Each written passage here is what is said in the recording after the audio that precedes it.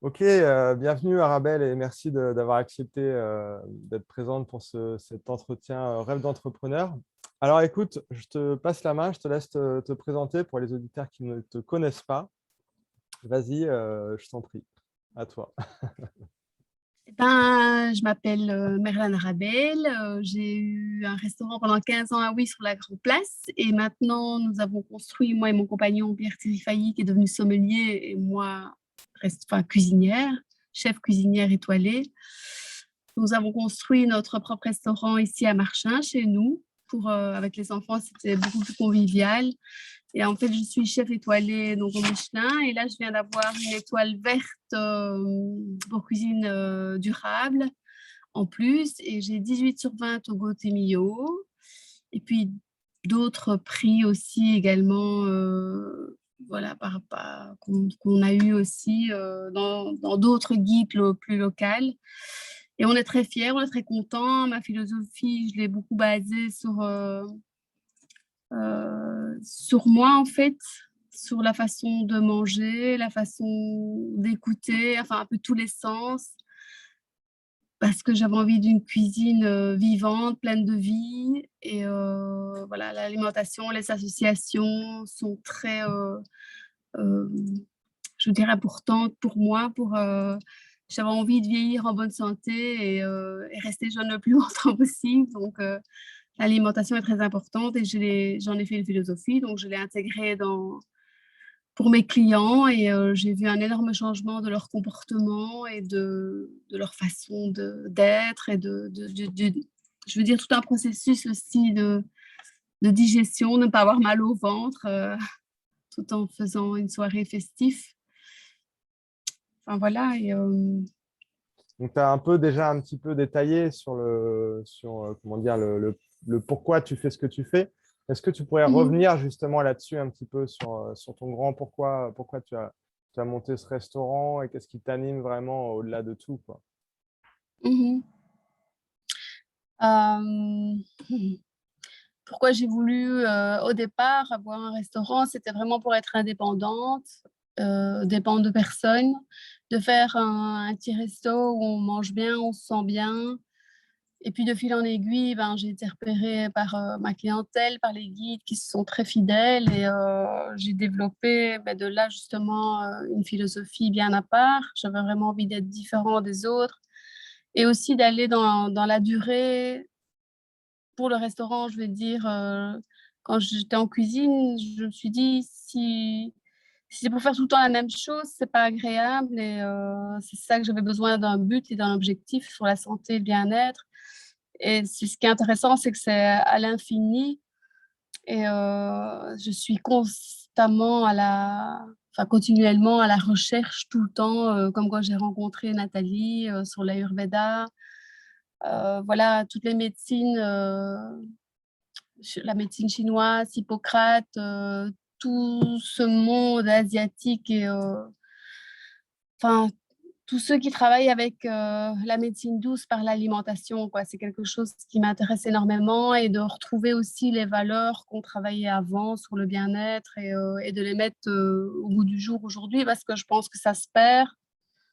Et aujourd'hui, voilà, je fais tous les tests sur moi et je vois une énorme évolution par rapport à mon travail, à mon humeur, à ma famille, aux clients, aux gens qui m'entourent. Et je trouve que c'est vraiment important d'en parler et de le mettre en valeur, quoi. Voilà, et de retravailler le naturel, les produits simples, mais avec beaucoup de goût, beaucoup d'épices. Voilà, des bonnes huiles, du bon beurre, du bon pain. Voilà, après, l'équilibre, ouais, vraiment l'équilibre, des saveurs, de tous les sens, en fait. Pour le corps, les saisons des organes. Voilà, c'est pour ça qu'avec Nathalie Guetta, ça a été vraiment une belle rencontre aussi parce que, voilà, vous êtes aussi là-dedans et ça a été un beau voyage, quoi, en Inde. Puis entre femmes aussi, le rapport avec les femmes et de les aider, de discuter, de trouver des solutions, c'est super chouette, quoi, c'est la vie. Effectivement, ma compagne Nathalie Babourage, en fait, est aussi une passionnée de cuisine intuitive et donc ils se sont rencontrés avec Arabelle en Inde et depuis, il y a une amitié qui est née et effectivement, c'est vraiment sympa d'échanger autour de nos passions. Alors, Mhm. Arabelle, justement, j'aurais aimé te questionner plus spécifiquement par rapport à ton jardin parce que je sais que tu entretiens vraiment un rapport très particulier avec les fleurs, avec les plantes justement, que tu offres euh, aux personnes qui viennent manger chez toi. Est-ce que tu pourrais nous en parler un petit peu? Et le but d'avoir fait le potager, c'est vraiment d'avoir des légumes sains, sans pesticides, sans produits, et de les faire au naturel et de voir l'évolution et comment les travailler du début jusqu'à la fin. Et surtout pour l'abondance et le non-gaspillage, quoi. C'est vraiment... Et puis la transformation, la conservation pour aussi le transformer, pour créer des probiotiques naturels, des eaux florales, des infusions. Avec les fruits et les herbes sauvages également. Donc, c'est quelque chose qui me passionne et tout ce qui fait est fait sur le corps, quoi. C'est ça que j'ai nommé aussi un peu ma cuisine intuitive. C'est à l'écoute du plus profond de soi, à l'écoute de la nature, à l'écoute des cinq sens, à l'écoute des saisons des organes. Et c'est quelque chose que nous avons tous en nous et qu'on est tous capables de développer. Il faut juste prendre le temps de l'écouter, de s'écouter, de méditer, on va dire, sur soi, quoi. Et sur la vie, sur la nature, sur l'au-delà. Enfin, il ne faut pas aller trop loin non plus, mais il faut prendre le temps de profiter du moment présent. Donc voilà, et puis les légumes aussi, c'est le but de manger plus de légumes avec des protéines et voilà, de donner du peps avec les épices, du piment. Voilà, donc j'ai créé aussi des aromates avec, pour conserver mes aromates, j'ai créé une gamme de piments avec des aromates différents. Et ce qui permet vraiment d'épicer et d'assaisonner ma cuisine avec beaucoup moins de sel et beaucoup plus de goût, quoi. C'est vraiment, enfin voilà, c'est à l'infini et c'est super chouette. C'est gai.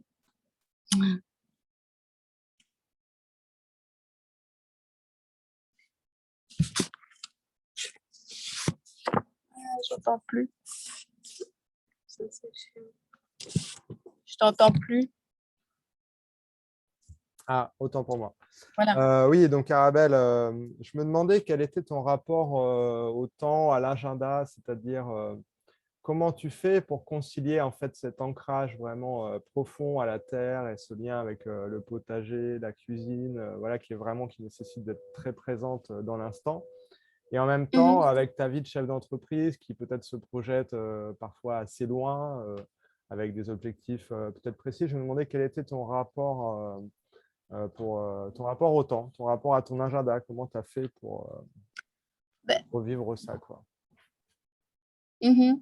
Ben, justement, ça tombe bien parce que en fait, le fait d'être chef d'entreprise, ça demande beaucoup de temps, beaucoup d'énergie. Et le fait de travailler en cuisine aussi, t'es tout le temps quand même un peu renfermé. Et c'est vrai que le fait d'avoir fait mon potager m'a aussi obligée à aller dehors. Et quand je me rendais pas compte, mais quand tu as la main et les pieds dans la terre, tu t'ancrages, je veux dire, enfin, c'est magique en fait parce que c'est difficile à expliquer, il faut être dedans pour le comprendre, mais ça m'a obligée à aller dehors et voilà.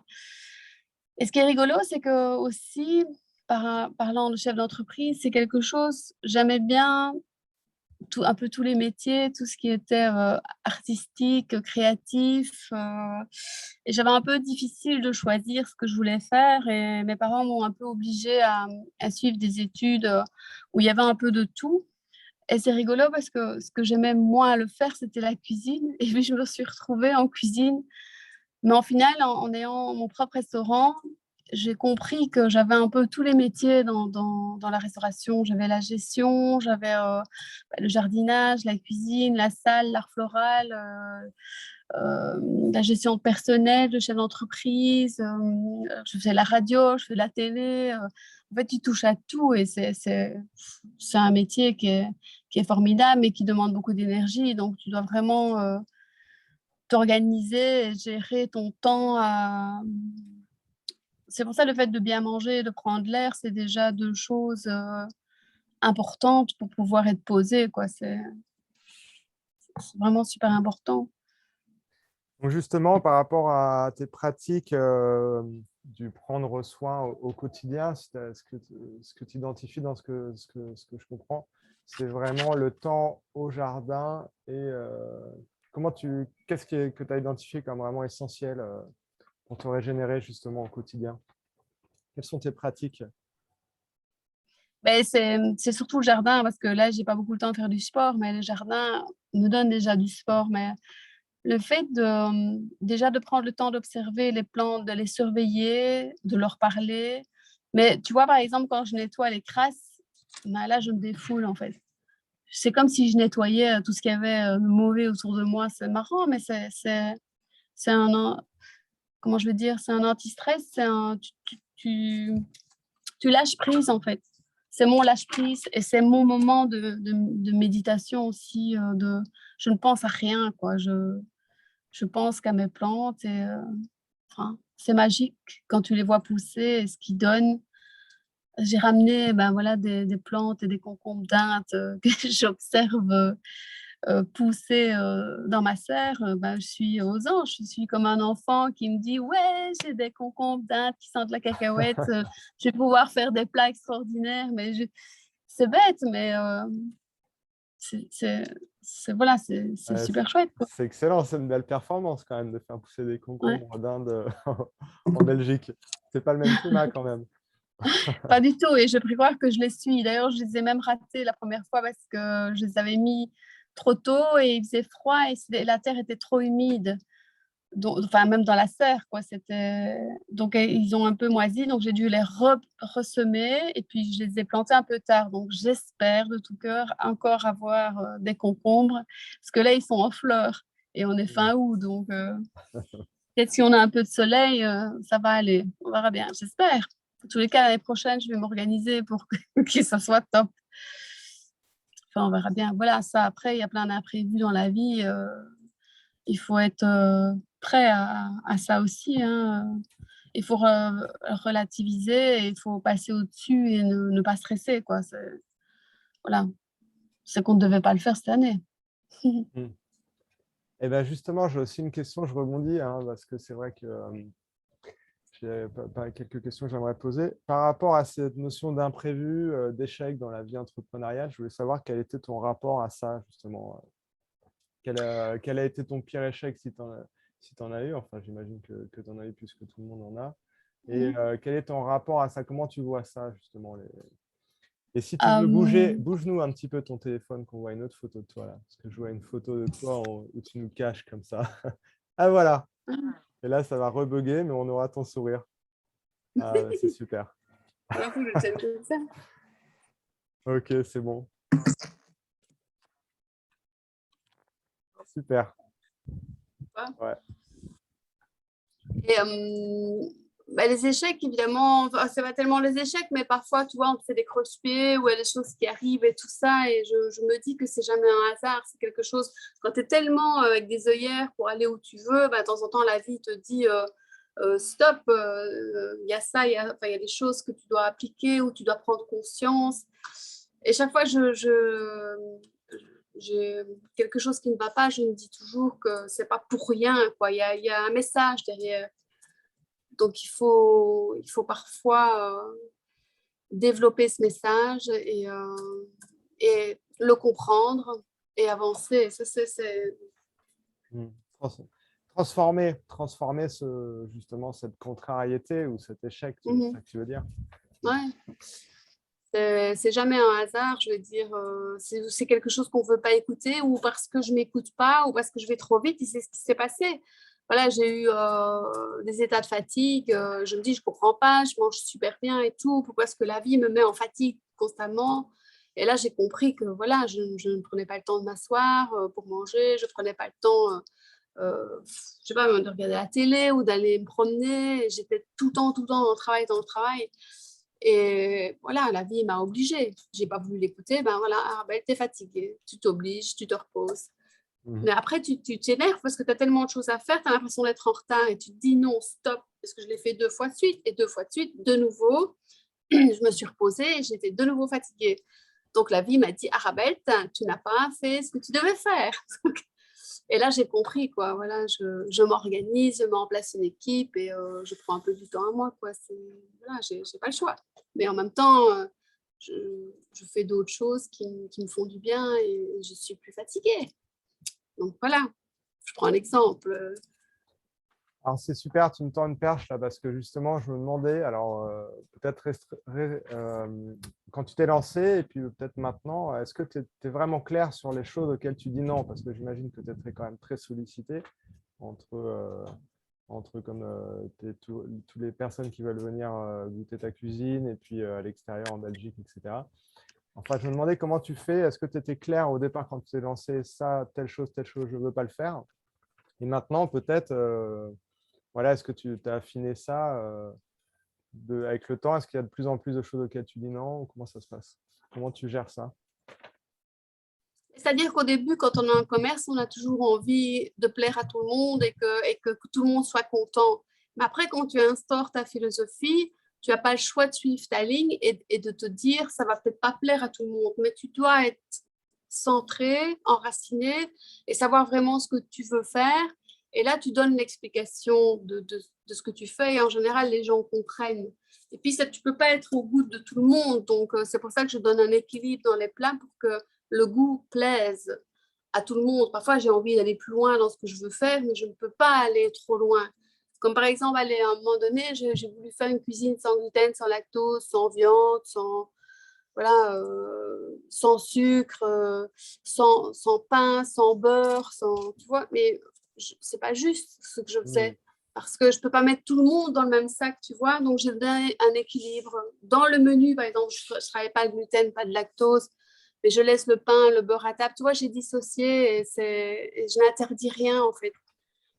Et je l'explique et ça, je pense que c'est un équilibre pour tout le monde parce qu'on n'est pas tous les mêmes, on n'est pas fait tous de la même façon. Donc, j'ai trouvé, je veux dire, ma voie. Et le fait de l'expliquer, ben, tout le monde le comprend et je n'ai plus ce côté, il y a un déséquilibre où les gens disent ça va pas ou tu vois, voilà, c'est une question de discussion et de bien s'exprimer, quoi.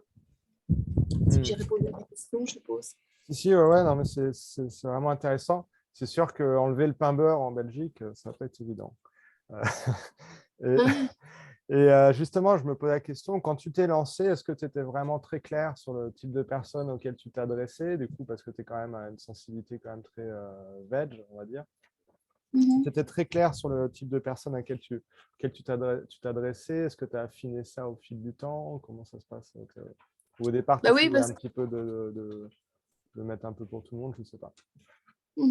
C'est vrai qu'au début, je faisais vraiment une cuisine pour tout le monde, quoi, une cuisine facile, cuisine française, très bonne sur le produit et tout ça. Puis je me suis rendu compte que peut-être dans certains plats, tu vois, il y avait peut-être un peu trop de crème, un peu trop de viande. Et là, j'ai donné un équilibre dans toutes mes recherches en mettant un peu moins de viande, un peu plus de poisson, tu vois, équilibrer vraiment un crustacé, un coquillage, voilà, du poisson, un peu de viande, beaucoup de légumes, beaucoup moins de féculents, parce que tu dois quand même manger tout un menu aussi. Enfin, moi, je travaille avec les menus. Donc, vraiment, et beaucoup plus d'épices, moins de sel, tu vois. C'est ça l'équilibre, en fait, dans tous les plats et dans tout le menu.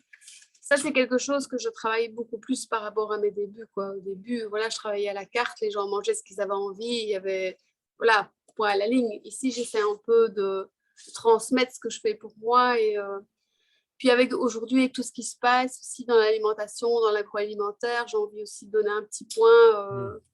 C'est personnel, hein, je pourrais très bien ne pas le faire et je suis comme ça, j'aime bien de partager, de donner un maximum d'infos et enfin, ça m'excite. C'est quelque chose qui est, comme je t'ai dit, à l'infini et qui qui me donne un objectif dans la durée, quoi. Parce que si j'avais tout fait d'un coup, enfin, aujourd'hui, je sais pas, j'ai l'impression que je m'ennuierais, que j'aurais fait le tour. Enfin, je pense qu'on fait jamais le tour, quoi. Avec tout ce qu'il y a à explorer, c'est compliqué, mais voilà. Bon, en tous les cas, c'est vrai que j'évolue tout doucement voilà. Et les gens me suivent depuis le début et ça leur plaît vraiment. Donc, après, ceux qui ne s'appelaient plus, qui ont envie de manger un steak frites salade, c'est clair qu'ils ne viennent plus, mais voilà, c'est un choix. Mais il y a d'autres restaurants qui le font. Tout à fait, ouais.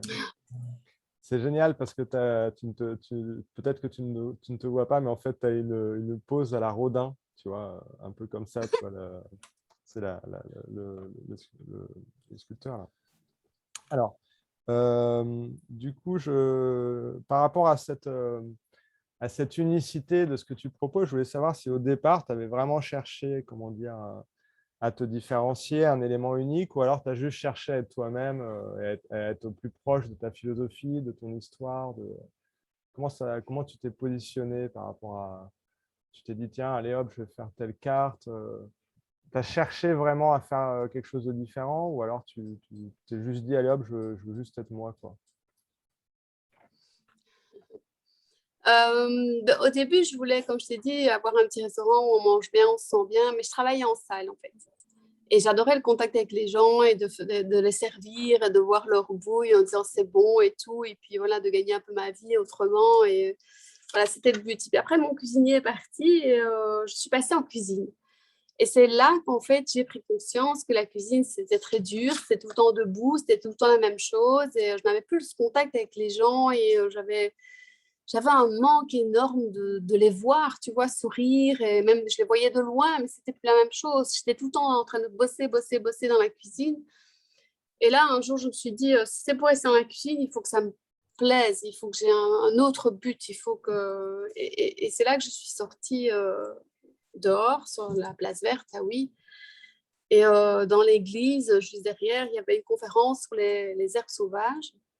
Et en fait, je demande là-haut en me connectant, en me disant, allez, ouvrez-moi les yeux, j'ai besoin de trouver une autre voie, enfin, quelque chose qui pourrait me booster à rester dans la cuisine, quoi. Et alors, il y avait donc la conférence sur l'herboristerie et le gars me voit en veste de cuisine et il me fait, venez voir la conférence, en voyant que j'étais une cuistot.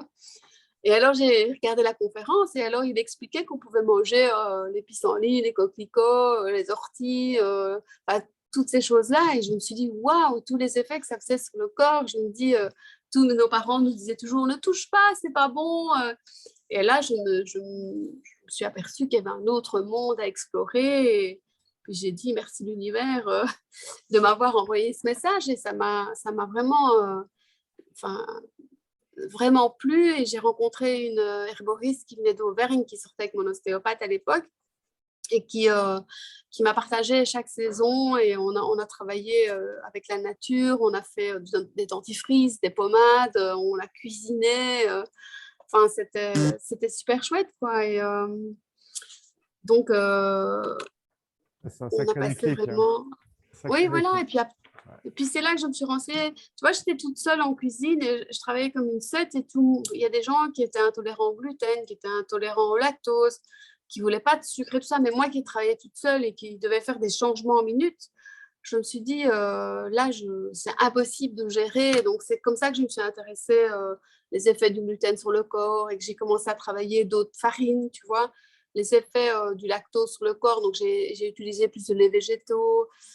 J'ai voilà, d'autres sucres, je travaillais plus le miel, des choses plus naturelles. Donc, c'est comme ça que j'ai intégré petit à petit, mais ça fait bientôt 23 ans que je suis indépendante toute seule dans la cuisine. Et là, enfin, voilà, c'est un éternel chemin que j'ai pris et qui me passionne et que je pense que les gens ressentent et ont besoin aujourd'hui, avec tout ce qui se passe, de savoir l'impact de l'alimentation sur le corps, quoi. C'est quelque chose voilà, je pense que je reste dans l'air du temps euh, pour tout le monde, quoi, je veux dire, dans l'actualité et que tout le monde a envie de ça. Enfin, en tous les cas, les gens qui viennent chez moi, en tous les cas, plein d'autres, mais voilà, C'est clair. c'est clair. Puis le Alors, fait de s'écouter aussi, c'est important, de prendre le temps de s'écouter, de se poser, d'avoir cette compréhension sur la vie. Et, je pense qu'on vit qu'une fois et il faut profiter de chaque moment. Et en tous les cas, ce qui fait du bien, c'est vraiment l'air, l'eau, la nourriture, la terre. Bonne verte. Ouais, la belle verte.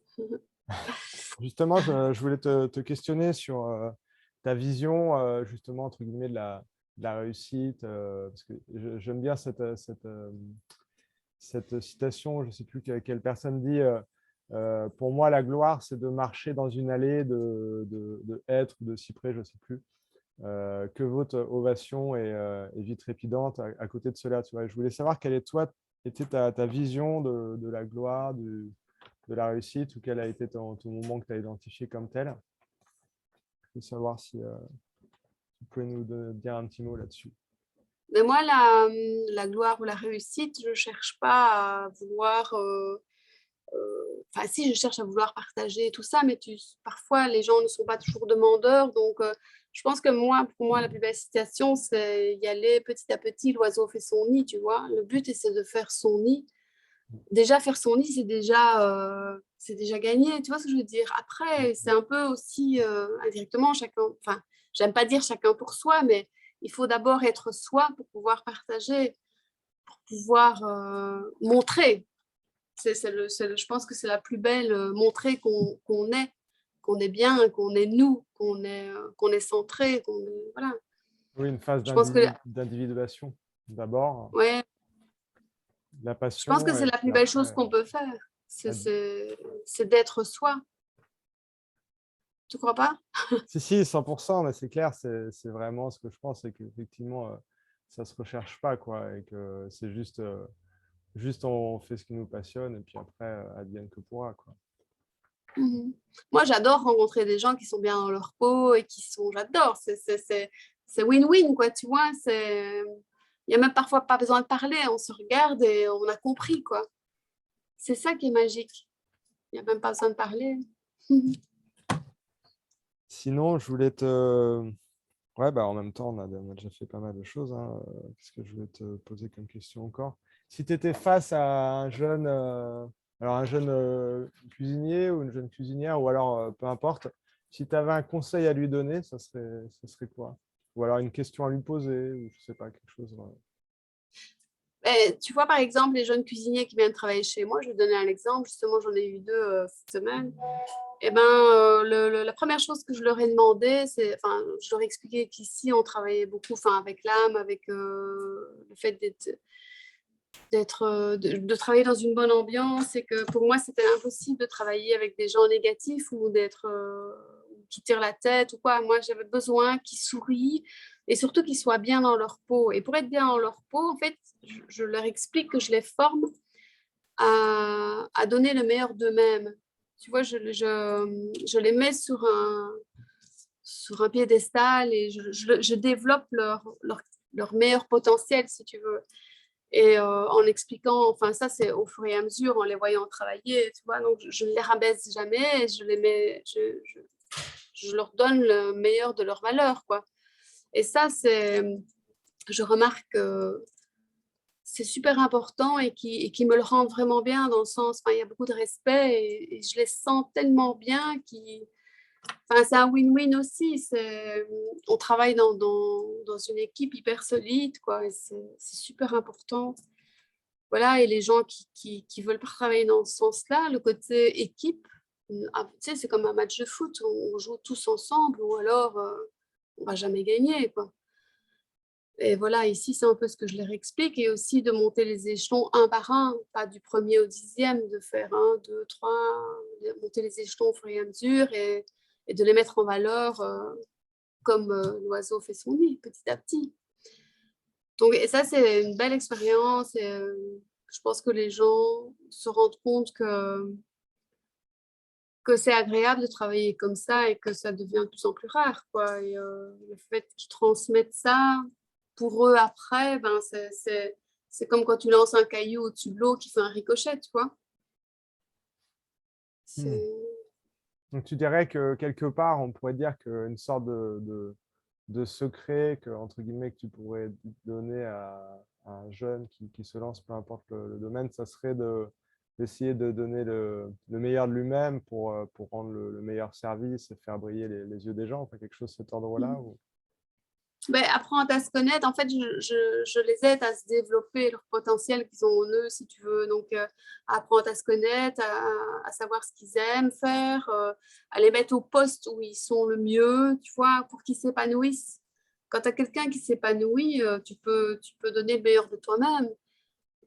Voilà, c'est... Donc, vraiment, ce que je leur dis, c'est qu'ils doivent apprendre à se connaître et voilà, de faire ce qu'ils aiment, quoi. De ne pas le faire parce que, tu vois, souvent dans l'hôtellerie, tu as les chefs qui viennent, oh, je vais venir 6 mois, 1 an chez vous parce que vous avez un nom. Et puis après, je vais aller autre part, puis autre part, autre part. Ok, il faut un CV, mais à un moment donné, il faut un peu savoir aussi ce qu'ils veulent faire et cibler un ou deux restaurants. Et puis voilà, après, ils doivent faire les recherches eux-mêmes, je trouve. Au moins, ça ne déstabilise pas non plus l'équipe, le restaurateur. Et, enfin, Ah ouais. j'aide les gens qui sachent un peu plus ce qu'ils veulent faire, quoi. Enfin, après, voilà, c'est difficile d'expliquer comme ça parce que ça prend des heures d'explication. Ouais, c'est clair, c'est Alors, tout un chemin. Hein. ouais. Maintenant, les jeunes que je pourrais dire, ben, c'est d'être courageux et d'être positif, d'avoir des pensées positives. Et voilà, je sais pas, qu'est-ce que je pourrais dire d'autre. Non, mais c'est intéressant. Hein. Il y a quelqu'un qui dirait, donc du coup, quelqu'un qui dirait, bon, d'accord, tu me dis, il faut que j'apprenne à me connaître, et s'il te dit comment je peux faire, alors tu lui dirais, bah, suis ton cœur, qu'est-ce que tu as vraiment envie de faire, qu'est-ce qui te fait vraiment plaisir, et vas-y, c'est ça que tu lui dirais, quoi. Bah déjà, bah, je pose plusieurs questions, tu vois. Je lui pose des questions.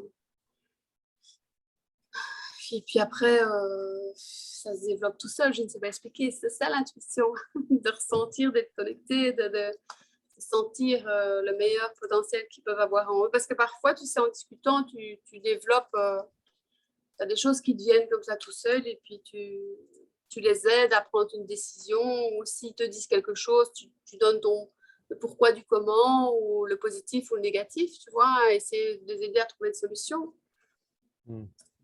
C'est un maximum, voilà, c'est ce qu'on fait, c'est dans la discussion. Discussion, solution. Sinon, je me pose la question, est-ce que tu as encore des rêves à accomplir ou des projets pour terminer Ah ben ici, je continue toujours dans mes recherches au niveau de l'alimentation, au niveau des autres épices, des autres fruits et légumes. Non, enfin, ça, je laisse la vie me montrer tout doucement. Sinon, nos projets, ben, on avait des projets un peu de faire des chambres, de faire un peu un endroit encore plus cocoon, tu vois, plus en écosystème, un peu comme vous allez faire. D'avoir tout sous la main. Là, on a nos poules, on a nos abeilles, on a notre jardin. Tu vois, on est un peu autonome, quoi. Ouais, une vraie expérience immersive, quoi, Mhm. intégrale. Oui, on essaye un peu que nos vacances soient ici aussi, quoi. Maintenant, il manque plus que le soleil ici en Belgique. Ouais. Bon, Sinon, voilà, pas trop. Qu'est-ce que je pourrais te parler d'autre? oui, est-ce que tu aurais quelque chose d'autre à ajouter? Il y a toujours plein de choses. Maintenant, voilà. Ah si, j'aimerais quand même te poser la question par rapport à souvent par rapport au futur souhaitable, la plupart des gens, peu importe la nationalité, se mettent d'accord sur le fait qu'effectivement, il s'agit de se reconnecter avec la nature. Que l'humanité est Mm. déconnectée de la nature et qu'un des futurs souhaitables, c'est de se reconnecter avec la nature. Et je me demandais comment tu te positionnais par rapport à ce futur souhaitable, entre guillemets, à quelque part, cette nécessité, en fait, en tant que personne, sensible de se positionner là-dessus et de passer un message parce que toi, avec l'alimentation, c'est juste essentiel, quoi.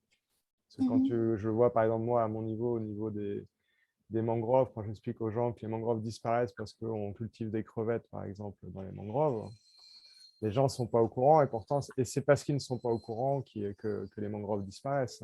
Donc, comment tu intègres en fait cette éducation justement à l'environnement et arriver à faire prendre conscience aux gens, en fin de compte, que une des questions les plus profondes qui peuvent se poser chaque jour, c'est qu'est-ce que je vais bien pouvoir manger ce midi ou ce soir, quoi. Ouais. C'est pour ça que je pense que ce qui est intéressant, c'est plus on sera beaucoup à en parler, plus on pourra transmettre aussi ce qui se passe dans le monde. Mais ce sera pratiquement impossible de dire que tout le monde va changer. Mais après, il faut être avec ceux qui veulent changer et être de plus en plus et donner un impact sensible sur ce qui se passe. Je pense déjà, moi ici, avec tous les gens qui passent, qui voient le jardin, les légumes. Allez, par exemple, tu vois, j'ai fait 1000 plants de tomates que j'ai offert en takeaway et tous, ici en Belgique, avec toutes les pluies qu'il y a eu, tout le monde a eu le mildiou. Et alors, ben voilà, ici, j'ai réussi mes tomates parce que je les ai surveillées tous les jours et j'ai pu faire permettre aux gens de goûter une vraie tomate qui sortait de la serre, quoi. Et c'est super goûtu et c'est ce qui va se passer si les gens ne font pas attention, ben, des tomates, on n'en aura plus jamais, quoi. Enfin, ce sera des tomates traitées, pulvérisées. C'est ça aussi que je leur explique, qu'il faut prendre conscience, faut faire attention. Mais bon, après, moi toute seule, je ne saurais pas changer le monde entier. Donc, c'est ça que la plus belle chose que je peux faire, c'est déjà être moi. Être, tu vois, on dit toujours un chef d'entreprise, il doit savoir faire et savoir être. Et puis après, savoir paraître. Puis bon, il y en a encore d'autres, mais c'est vrai que ces mots sont forts et ils sont justes. C'est vrai, hein. Je pense que ça peut être... et comme je dis toujours, pour le mot de la fin, j'imagine toujours ma cuisine et ma vie. Enfin, j'imagine ma cuisine, ma vie. Belle, goûteuse, croustillante, pleine d'amour et d'émotion. Et tous ces mots doivent se retrouver ici, dans les plats, en nous. Et ce sont des mots que j'ai choisis pour donner un impact direct, tu vois. Simple et bref, que les gens peuvent facilement retenir et qu'ils fassent pour eux. Voilà, travailler avec les couleurs. Je sais pas. Wow, super, excellent. Merci pour cette belle contribution en tout cas et sur cette capacité de toujours apporter, se renouveler. C'est génial, c'est hyper inspirant. Merci beaucoup, Arabelle. Ouais. Et écoute, on aurait envie d'en parler pendant encore des heures. Écoute, je te propose que... C'est un petit truc aussi que je donne à mon personnel et à certaines personnes parce que c'est difficile d'expliquer toujours tout d'un coup. Et je leur dis toujours, vous prenez par exemple Internet, et par exemple on parle d'une plante, regardez la vertu de la plante et tous les effets que ça fait sur le corps et lisez par vous-même. Parce que toujours la transmission n'est pas toujours transmise correctement, parce que moi non plus, je ne suis pas une chimiste, un professeur. Je ne peux que transmettre ce que je vis et ce que je ressens. Et c'est pour ça qu'après, je les oblige à s'exercer par eux-mêmes. Et ça, on retient beaucoup mieux aussi. Ça, c'est un conseil que je donne souvent à ceux qui travaillent ici. Tu vois, de faire leurs recherches par eux-mêmes, savoir ce qu'ils veulent et qu'ils s'apprennent à lire, et à étudier, à suivre des conférences, à s'intéresser à ce qui se passe. C'est vrai que ce n'est pas évident parce que c'est vrai que, comme dirait un anthropologue dont j'ai oublié le nom, un poisson, pour qu'il sache qu'il vive dans l'océan, il faudrait qu'il soit projeté subitement sur une plage. Et là, il s'apercevrait qu'à ce moment-là, qu'il vivait dans l'eau de mer, quoi. Et c'est ça qui n'est pas évident, d'arriver à questionner en fait tout ce qu'on croit comme étant certain, et donc on ne questionne pas, et arriver à voir dans quelle eau on vit finalement. Et c'est vrai que c'est vraiment intéressant justement d'avoir des personnes qui se questionnent et qui remettent en cause même des choses qui sont évidentes, et notamment en termes d'alimentation, c'est sûr. C'est tellement de violence systémique qui découle de ça, c'est clair. Voilà, se questionner. Se questionner. Ok. Bon, bah, écoute, je te remercie, Arabelle. Merci beaucoup. Je vais te laisser retourner dans ton potager après ces belles paroles. Ouais, Je vais terminer l'enregistrement. Merci. Salut. de rien, salut, ça va bien.